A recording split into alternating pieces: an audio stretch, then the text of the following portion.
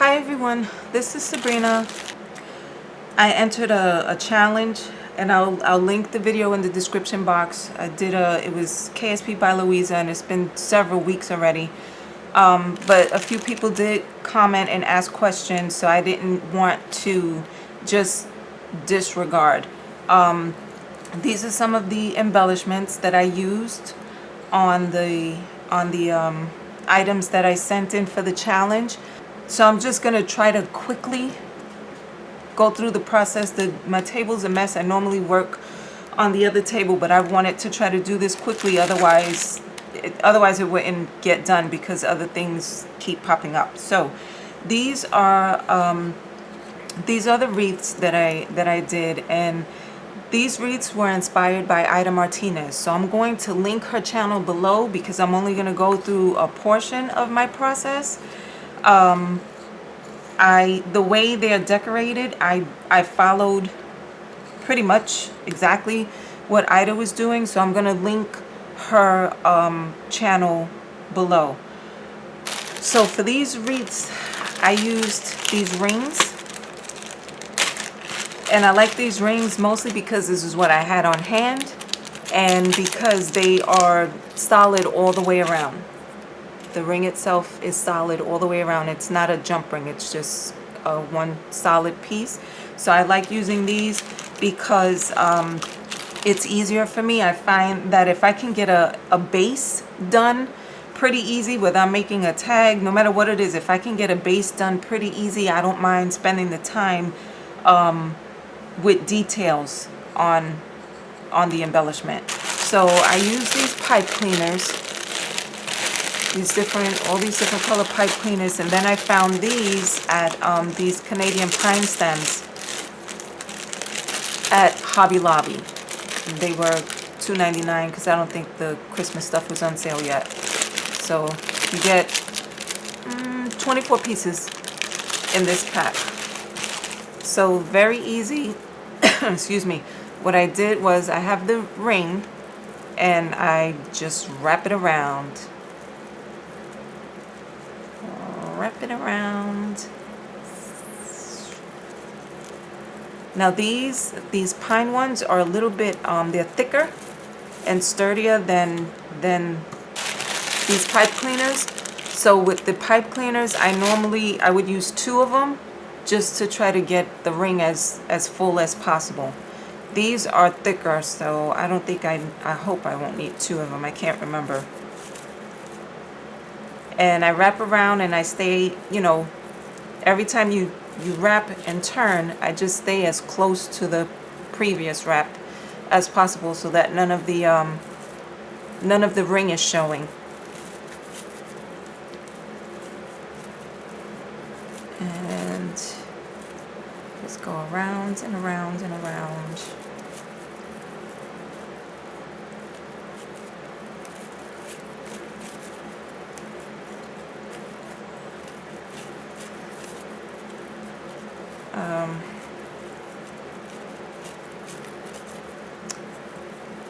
Like I mentioned already, I was inspired by Ida Martinez. If you haven't been to her channel, I suggest that you take a peek at her channel. I love the way she crafts.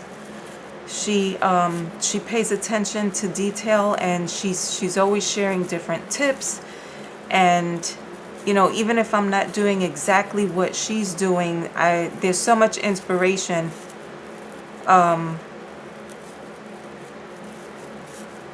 because of how she crafts. And she makes it very easy to learn different techniques that you can apply to your own crafting. Like I said, even if you're not making exactly the same thing that she's making, she always has great tips and ideas. And for me, that's what it's about. You can take an idea and not exactly copy what someone did, but it's all the different ideas that you gather together and you make into your own craft. That's what makes it unique to me anyway. So I'm doing this quickly, but there you see, There's the wreath. And in some of the spaces, like if it doesn't look even, I don't worry about that, because I know that when I decorate and I put the little embellishments on the wreath, that it'll cover up wherever there's an inconsistency. So this was another one. You see this one? These are obviously not decorated yet. And that's all of them they're all done the same way. Some of the rings are bigger than others. I don't use the teeny tiny rings. I try to use, you know, the biggest rings that I have available. And then for the decorating part, I followed what Ida did. So these here these are flat back pearls. I used what I had. These, I love these. This here are the, I just threw flowers everywhere. This glass pearl mix that I just got from Hobby Lobby. These are beautiful. I don't think you can see well enough through the camera, but these are beautiful. That's what I used here. And again, I'm not finished decorating. I need to put a bow on this one. I didn't have ribbon that matched this. I don't know if that pearly light green color is coming through or not. This one here, I used these beads.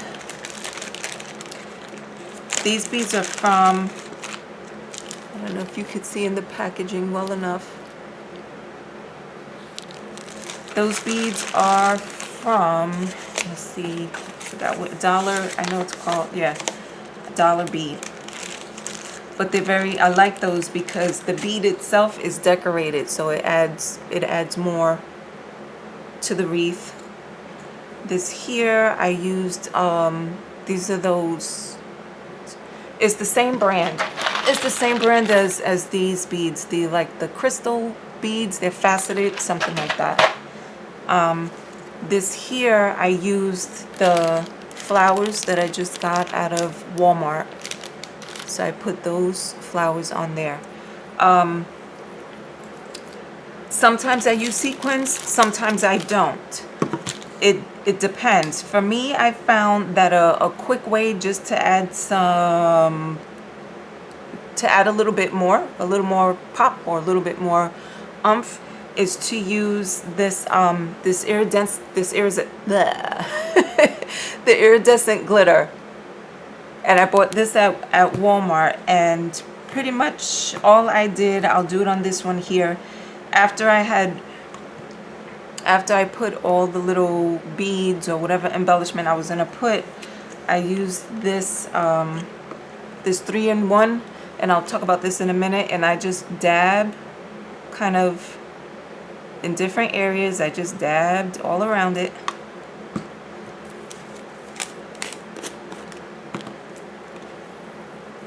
Poured it on.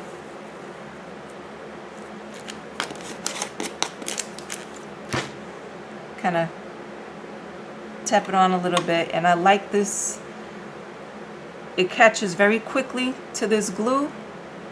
You can kind of see the strings on this one, but it gets covered up as it dries, and it just adds. I like glitter. I like sparkly, shimmer, shiny. So for me, that adds just a quick layer. I also threw some of this chunky glitter on there. I didn't bring it to the table, but I like using the glitter shapes, like this chunky glitter that has shapes like hearts or stars, and I put some of those on there. But if Ida went into detail, like she went through the whole process. So if you watch her video, you'll see how to decorate them. For me, I use this E6000. I noticed that when I use my glue gun, even though I use the Gorilla Glue, I was finding that after a little while, after it sits for a little while and it cools for a little while, certain things might pop off, or I'm able to easily pull them off. So for things like this, I like to use the E6000. However, I had asked Ida, because I saw this in the store and I saw her using it a lot, and I kind of asked her opinion. And I agree with her. I feel like this holds a little bit better than the hot glue.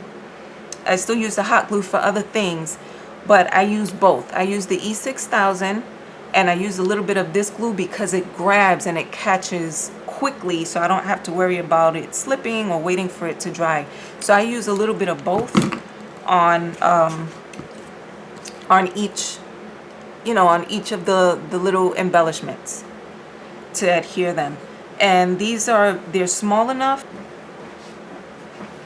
just to use as embellishments on anything. When I submitted for the challenge, I used these on rosettes, but you can use them on bag toppers. It's small enough that you know, you just pop them on, or you pop them on a tag or a card. You know, they're a good size that you can put them on anything. This one here, I made into an ornament.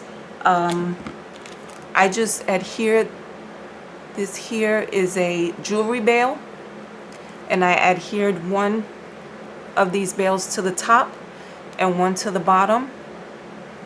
And then I added the charm with jump rings on the bottom and some ribbon on top. And again, you could attach this to a tag or to a gift, and they can, the person can use it as a little, what was I gonna say? Not embellishment. Use it as a little ornament. So I hope that was easy and understandable. The bows. So these bows, I just tied a small bow and adhered an embellishment to the middle of the bow.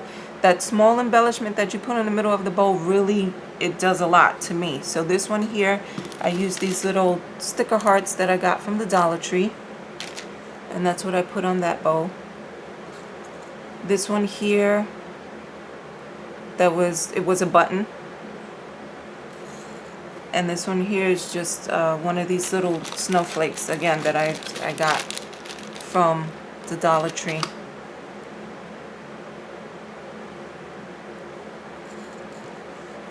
So that was that. So for these little these bow angels, again, you see pictures of these everywhere on Pinterest. I'm sure there's a tutorial somewhere. They've been around for a while. For me, I actually like the little girl without the angels. So when I make mine, I'm gonna make mine without the wings, because I just like the way she came out. So for this, you just, I didn't prepare well at all. So if you have questions after watching this, just post them below and I'll respond. So this is a bow. This is the bow that I cut from Cutting Cafe. I believe it's the Cutting Cafe, but you can do any bow. This is only a portion of one of the bows. This is the Creative Time bow.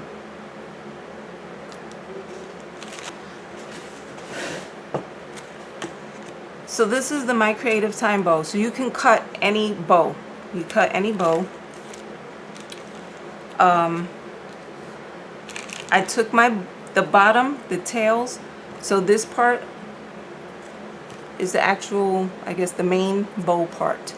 And this would be the wings. However, I'm not using these. So then you take the tail part of the bow. Well, I took the tail part of the bow and I put it in an embossing folder. Close it in the embossing folder. My Big Shot doesn't fit on this space right now, and run it through the Big Shot. You do not have to do that. I do it because I like the extra, and I don't know, because I can't see well into the screen, but I like the extra texture that it gives. Take your bow and cut it down the middle. So I just fold it in half and cut it. So now you have two pieces. I add a little bit of the, I use art glitter glue for gluing paper to paper, and I position it, you know, I arrange it so that it looks like a dress. Like, actually it looks like a little upside down tulip. So you arrange your two sides and you adhere them together, and that's the dress. Now, because these are embellishments and they're going to be adhered to something, whether it's a rosette or onto, you know, your main project, you do not have to do the back part, but I do. I just like the way it looks. So I take another tail and do the same thing so that I have a front and a back of the dress. Then I got trim, and just kind of position it, you know, position it where I want it. Snip a piece off. My scissors are dirty. And I'm going to adhere it. So I'm going to use this 3-in-1.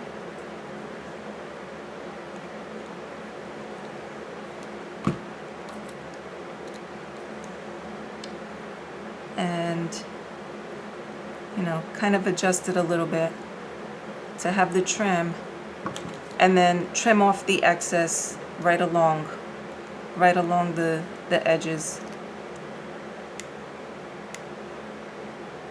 of the dress. And I'm going to get my other scissors because these are sticky. Okay, so I'm just trimming along the side of the dress.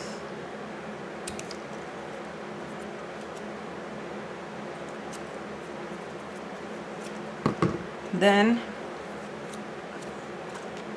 I use, because I want the paper to kind of adhere together, I use the art glitter glue on the paper portion, and then some of this 3-in-1 on that fabric, on the fabric portion, just to make sure it stays well adhered together. And I'm pressing the two sides. Again, I do this. This is just, I like to see the front and the back of the dress. However, this is really cute the way it is right there, and it's not a necessary step. So there you have the dress. So for the head, again, I'm using what I have. So this was the smallest scallop punch that I had. I punch a scallop, and then I used a 1-inch punch for the back part of the hair.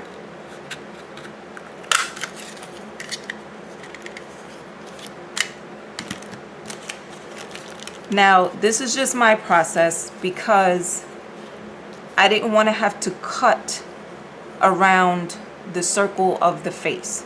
So rather than do that, and to make sure that I got a nice straight edge, I adhere this scallop to the paper that's the skin for the face, just the edge, anywhere on the paper. Then I take my 3/4 punch and I slide the paper in and adjust it to where, you know, how much hair, how much face. I adjust it and punch. And so there's my little face with bangs. Then I adhere that first this 1-inch circle punch, I cut the edge, kind of to make it like a bob, like she has a bob haircut.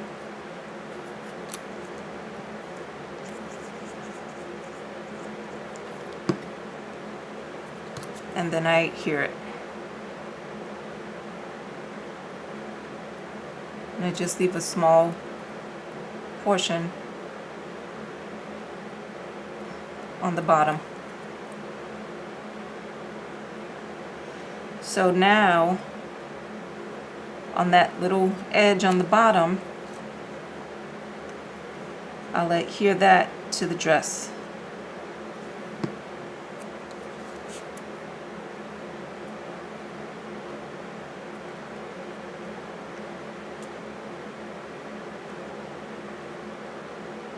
And kind of got to hold it just a little bit. And I have to be careful. I always get glue on everything. I get it on my fingers, and then I get it on the embellishment, and I make a mess. Like in the back is kind of, you can kind of see that. But if you're going to use the wings, that's where you would adhere the wings and cover that part in the back. Like that. I'm not going to use the wings. So next, I use these bows, and these are just the nail art bows that I get from the Dollar Tree, and I use the E6000 on that. Just a little bit, and the bow in her hair.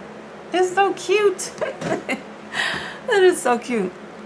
And then for just a little decorative element there, I use these sequins. I like to use the cupped sequins because they look like flowers.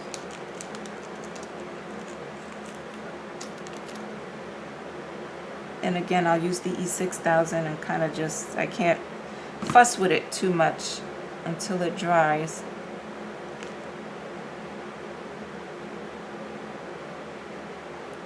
I didn't bring all my tools to this table. I have a little pokey tool I like to use. See, and that'll move around, so I have to just like push it down and leave it until that E6000 dries. And then I'll use, okay, I found them. And put one on each side. They kind of remind me of hands, but really they're there so that I can just add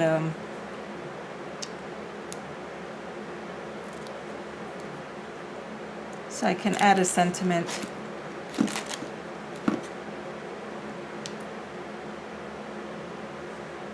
And that just says sweetheart. Okay, and you can leave that like that, but like I said, once I have an easy base, I like to I kind of like to spend time on the details. For me, that's what makes the project stand out. And this is the liquid pearls, so I'm going to use 1, 2, 3 dots of the liquid pearls, and then I go around the edges, which I should have done that first. I made a boo-boo with the stickles.